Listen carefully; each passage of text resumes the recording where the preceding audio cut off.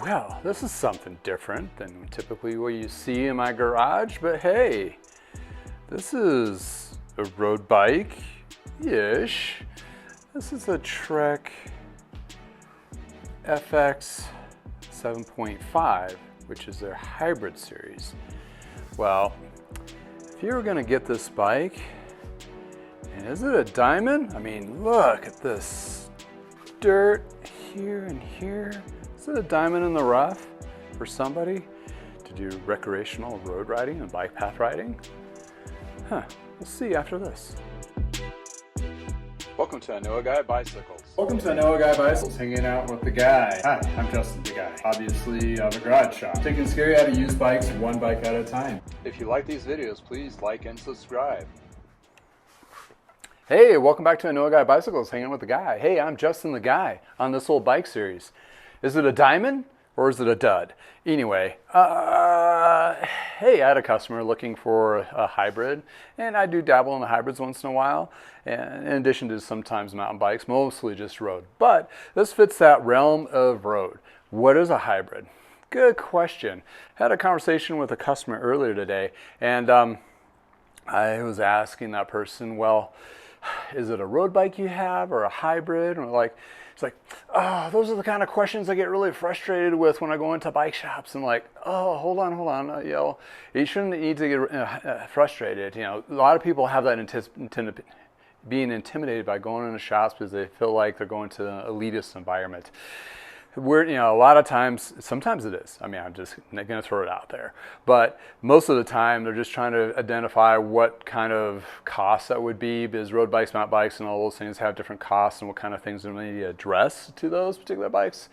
But anywho, if you don't know, if you take it in, they're going to be able to help you. But over the phone, please don't get frustrated with them asking those kind of probing questions, which feels like it's probing, right? But anywho, just trying to figure out what that is. And this is a hybrid. And what a hybrid, basically back in the 90s, they basically had three types of bikes. You had your road bike, you had your mountain bike, and then you had your hybrid. That was it. They had several models of those, of course, and then they may have had a couple, cruisers, whatever. But I'm talking about your main three that you'd go to the bike shows and that's what you'd see. Well, the hybrid, this is the hybrid. And this is not actually too old. It's just a few years old. So it's actually a good find for this person I'm buying the bike for. But not needless to say, from then to now, we have basically the hybrid is broken up to 3 to 4 different bikes. So just like road bikes, where they took a road bike and said, we want an endurance bike, we want a race bike, we want like all-round race bike. So you have your high elite race, for different conditions. Okay, same thing for hybrids. This is your traditional hybrid, which has a main frame, usually aluminum, sometimes some carbon. It depends what it is. This one has a carbon fork, which is actually kind of nice, with linear pull brakes, which is what they call V-brakes. But you still have a mixture of road and mountain componentry with the road-size wheels. The biggest benefit on this guy is the wheel width. This is where that gives you that ability of putting a wider tire because you have more clearance to do more gravel, dirt roads, and that kind of thing. The hybrids were awesome. Reason being is you can do bike paths, dirt trails, roads, fire roads, a lot more versatile. But here's the saying, it's not a road bike, it's not a mountain bike, it's a great compromise. So it's not good at either, it's a great all around. So, and that does fit about 80-90% of the people that are riding out there sometimes, for the most part, just doing bike path, recreational riding. And if you want to take it camping and go do dirt roads, just get something that's a little bit more of a knobbier tire, and then you can do those kinds of things. So the hybrid is a great, versatile, also upright position. So you're upright in this position, not down in this position for a road. So a lot of people like that for just, comfort reasons. So it's, that has a lot of positives, right? And it has Parker Bikes days back in the day, we sold a ton of these because we had a bike path right behind us, and that was majority of the type of riding. We sold some mountain bikes because people like to do the mountain bikes, and some road because that's all they want to do is ride road. But the hybrid is a great bike here. So looking at this, you know, I'm going to need to do some detailing to the frame. And is it a diamond? Because I mean, hey, you just don't know when you look at these things. It's like kind of dirty. The shifters are dirty.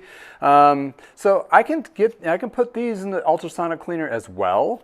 There's no saying no to that. And the wheels, I mean, they're not really that much different than your road, except for the spacing of the hubs might be a tad different on the back, but the front's pretty much the same road as a road bike up front. So starting off with this guy here, we'll get that off. And feeling the hub, I mean, this basically sat in the garage. I can see bird poop on the hub and some spider webs. So I have a feeling this bike didn't really get ridden that much, hardly at all. And another indicator is, especially the rear wheel, if you look at the brake pads and they look like they are OEM, which means from the manufacturer when it was actually put together, still has a lot of meat on them, so that's good. The cassette looks pretty good, just dirty. Hub looks good. But the other indicator I want to bring out is the rim well. Now this looks all shiny and not scarred up from the brake pads contacting, because these have a machining to them, and if that machining is still there, it didn't get ridden. Plus this still has the pie plate and the reflectors. So I say this got ridden maybe 100 miles and got thrown in the garage. And the scuffs that I see on it are all from just moving it around, not riding. Because, like on road bikes, things stick out when you wipe out and biff it. So these areas here on the brake levers, also same as the derailleur, and pedals, they're all super clean.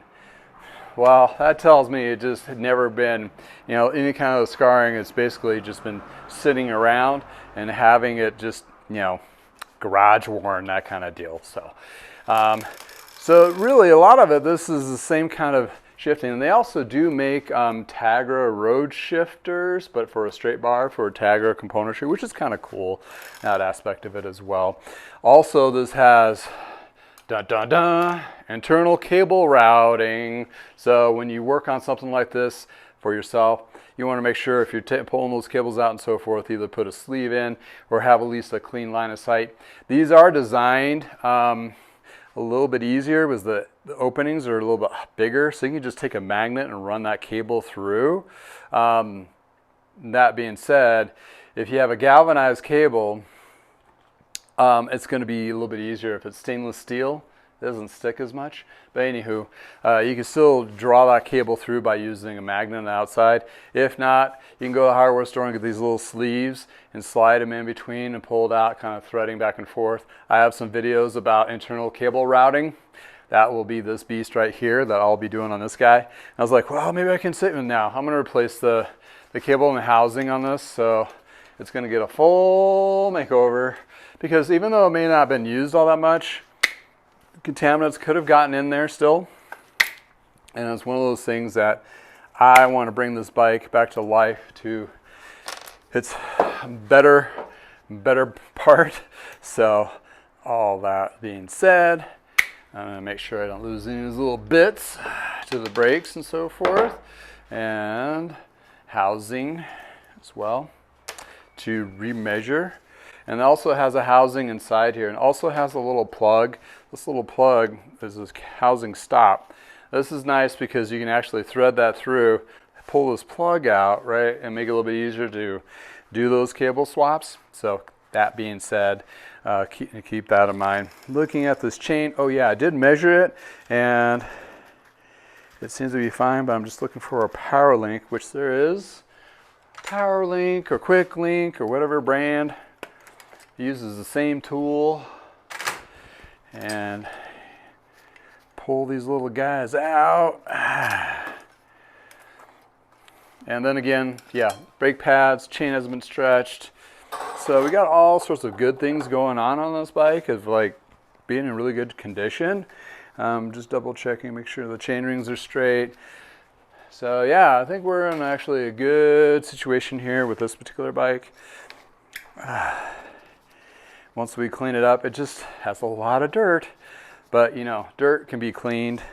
And also looking at this guy here, you can see a lot of that grime and that spring, that kind of thing. It's just, you want to get all that cleaned out so the derailleurs perform at their best performance level.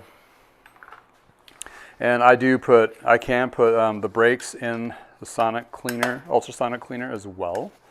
That's something I will probably do on this because they are white and they need to be cleaned up. Yeah, this does have white cables or white housing. Unfortunately, I don't have any white, and I'm gonna switch it to black.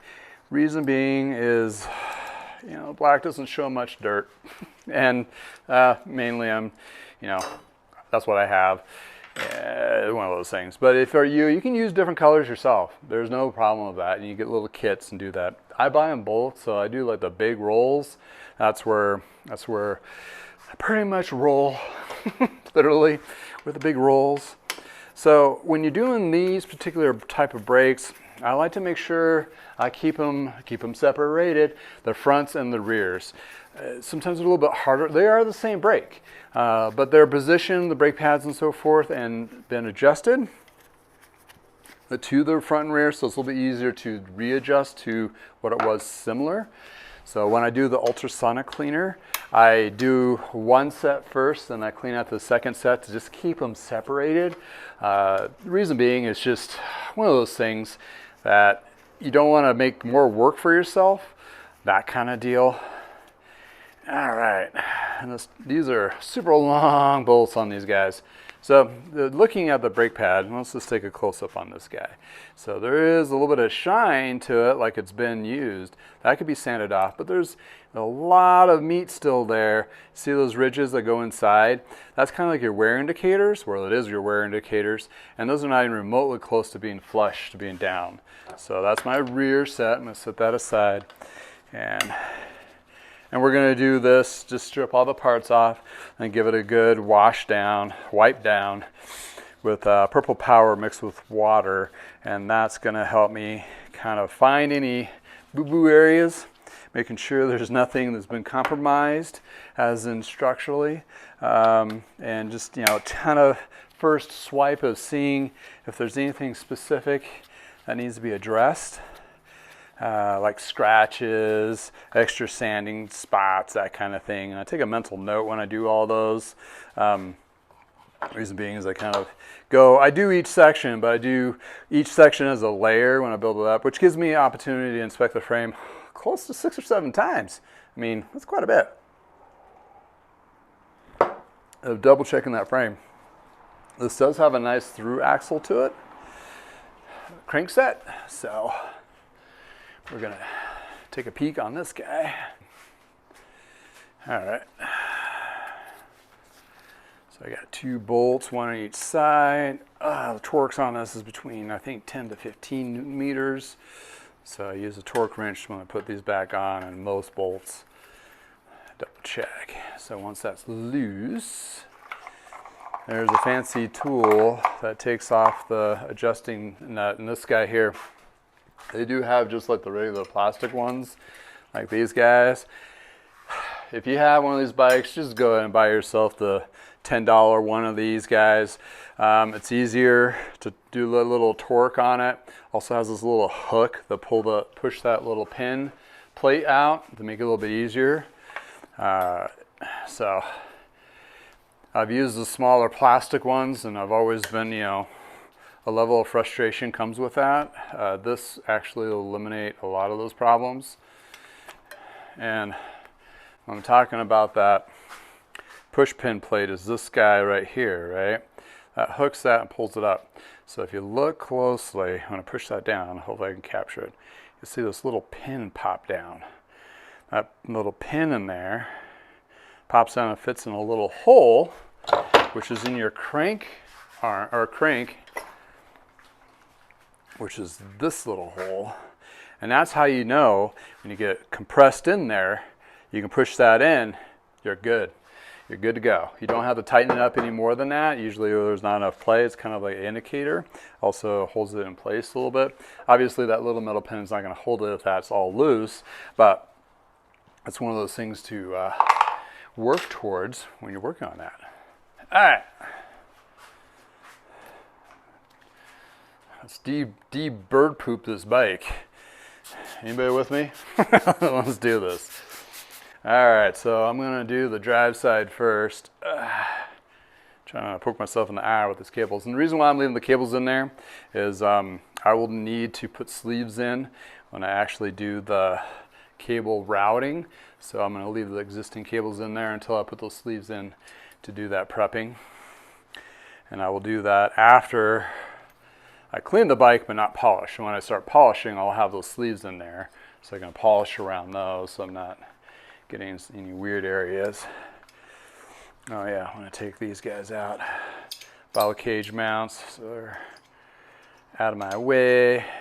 I checked them already, they're okay. You hear that squeak? Yeah, that's why I like to put grease on these guys when I put them back on there. So first, a protective barrier of them not getting compromised or rust or contaminants, that kind of thing. But and also it makes it easier to take on and off. And when those get boogered up, man, you're talking about drilling, sanding, try not to scratch the paint up, that kind of thing. All right. So some of the scratches where I thought were scratches were just dirt. So I think majority of this frame, I mean, I cleaned off an area already here. That's in another video. I'm doing a test detailing. So I know that was kind of the worst of the worst. I attacked that, but I think the rest of this frame is pretty good. So this side's good. Ugh, ooh, got caught. Let's just dive into this side. And yeah, I mean, I'm not, you know, judgmental on bikes in the sense, a mountain bike, road bike, hybrid, cruiser bike. You can do all the same kind of cleaning and detailing, and you know how it is when you take that car to the car wash and it seems to just run a little better. That's my theory on this guy too. You get the bike to be nice and clean, just seems to perform better. I know it's all just psychological. Get all that gunk off of that external bottom bracket cup. So, yeah, it felt smooth. Yeah, that's good. It save you $30 and not have to replace that. They're not expensive, but oh, I have a nice little scuffage here. What would that be from? Bike rack, some other pedal from another bike that was snatched up against it. Sawing at it. I mean, it is to the frame, but it doesn't look like scarred any past that kind of thing. So that's what you'll see a lot of these used bikes. You'll see scuff marks. They're basically from car racks, been transporting them. And it's, you know, it's a bike that they want to take somewhere to go ride. This would be like one of them. Well, pretty much a lot of bikes, you know, right? Yeah, cruisers, that's the exception of the rule. Those things are just huge. But you can do those too. So down tube, top tube, seat tube, all look good. Seat stay. So it has a little bit of a black line there. That is from like falling over something in the garage. And if you take a little bit of I usually use white, in the shop I'd use white lightning, buy some white lightning yourself. It doesn't take away any of that. But for carb cleaner, it's usually the cheaper version, also more effective, but it will steal or it will take off some paint, especially on certain stickers that are exposed if they're not clear coated. So you want to be very careful, and also don't wipe this on the serial number stickers. This will take those numbers right off. So I'm just cleaning up that little scar area so I know what I'm really looking at there. But yeah, I think we're almost in the clear on this guy. Let's do some cleaning underneath. Purple Power, I mean, obviously you still want to use gloves, even diluted, but it's not as harsh, so I wouldn't worry about it too much. I know a car detailer that uses it quite often on vehicles that he details. So that's the sticker I was talking about. It's right over here. So you don't want to get the carb cleaner on that. This has a little scuffage down underneath here too. So something's going on or happened. But nothing compromised, not a ding per se, just some scuffs and scratches and a couple chips. And that's, you'll see on pretty much, if it's a bike that's not brand new off the assembly line, even new bikes sometimes will have those already because shipping is just not the best thing for bikes sometimes, especially if they're coming overseas. Clean that up a little bit. Yeah. I think we have a potential diamond. Yeah, let's clean up these parts and true the wheels and clean those up too. Detail the frame, and let's review after that. Let's review all of that after this. But I gotta get my elbows ready. Gonna dig into this. Yeah. Well, looking at these parts of how well they cleaned up and show very minimal use and wear. I mean, that was just amazing how clean that came out. Shifters as well. And the rims, wheels are smooth hubs, and what's really crazy is the tire still has this little ridge of newness. So all this is OEM. That means it did not get ridden. This bike is basically going to function like a brand new bike. And check this out. The frame, although it has a few chips and scratches in it, the rest of the paint came out immaculate. I mean, high gloss, all the little scratches came out. There's some gooey gunks that have been taken off. Well, let's recap. Take a view. Well, my full conclusion on this guy, it is definitely a diamond. And without this grit and grime taken off and cleaned, including the bird poop and the cobwebs, yeah, it turned out to be one stellar bike with the parts. I mean, it's going to run like new. It's going to feel like new. The parts are going to have minimal wear on them, so they're going to last a long time, just as you rolled it off of a new bike shop lot. Anywho, what would this cost you? Yeah, it's a diamond for sure, and some scuffs in the paint. I am going to put on some news and cables and housing. Could you gotten away with it? Yeah, technically you could have bought this bike, threw some air in the tires, lubed with the chain, and rode it for a while. But for me, being detailed and want to make sure I'm providing the best possible outcome on this bike, yeah, the tune-up on this, what I'm doing, would be up in the upper 150 to 250 range, depending on the shop in your neck of the woods in US dollars. But when you're talking about if you just needed a general tune-up, not needing to replace the cables and the housing, it didn't need. I mean, they still were functional. I'm just, best performance possible out of the gate. Didn't have to do that, but I do.